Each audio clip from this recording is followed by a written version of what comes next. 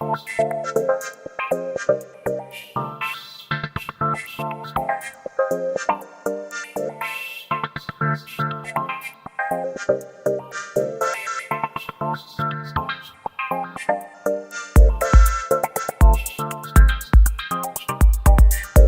show you firstly a replica of this tablet. It's not the real thing, but this is a life-size exact replica, and this is what was brought to me in the British Museum by a member of the public in 1985 or something.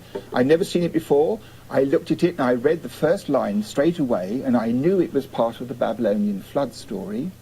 But then the man took it away from the museum. He took it home, and I didn't see it again for quite a long time. But when he brought it in again and let me have a proper look at it, I was able to decipher the whole thing, and it was full of amazing new material. Now, I know you've studied this ancient text, one of the earliest forms of writing, for years and years and years. You've dedicated your life to it. How long did it take you to translate this text? Well, when I finally got it in my hands, I could read most of it within a few days. But the fact is that the surface is damaged. Some of the signs are very difficult, so I had to go back to it and go back to it. Every time I had a bright idea, another little bit would come out, and eventually I think I got as much out of it as is humanly possible. Okay, now one of the most startling discoveries you made from this translation is that the plans for the ark showed that it was to be built round. It was to be round.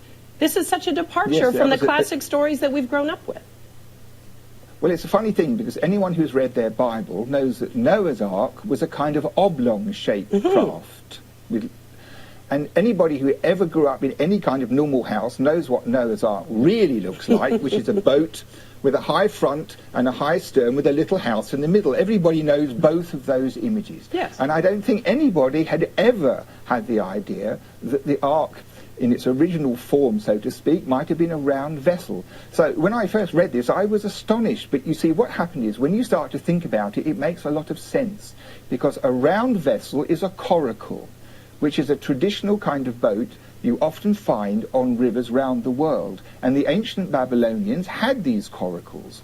So the poet who wrote the story of the flood on this particular tablet, his answer to what was this boat like was, well, it must have been a coracle, but an absolutely gigantic one, so there'd be room for all the animals.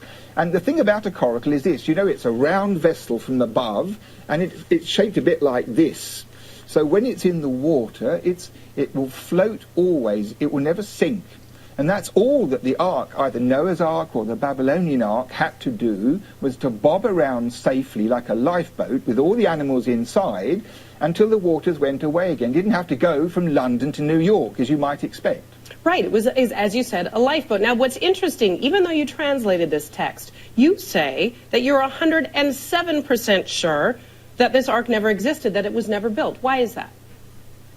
Well, I'll tell you why. Because the measurements are very clear, and the surface area of this giant coracle was about half the size of an English football field. So it's a gigantic thing, but the point is that this is mythology we're talking about.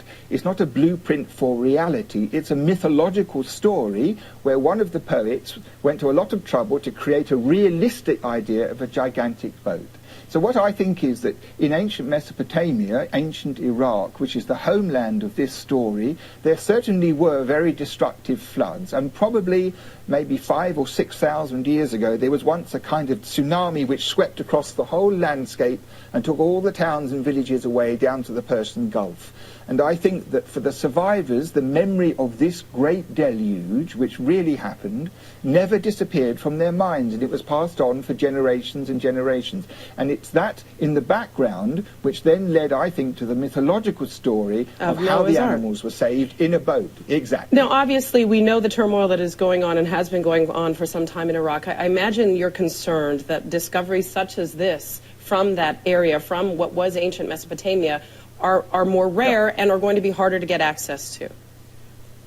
Well, that's true, but the fact is, in the British Museum where I work, we have about 130,000 pieces of clay with writing on, because when this archaeology began in the 19th century, the excavations found huge quantities of inscriptions, and a lot of them came to the British Museum. So that means that we have lots and lots of tablets still to be read. Not everything has already been You've got your work cut out for you. But you're right. Absolutely. I think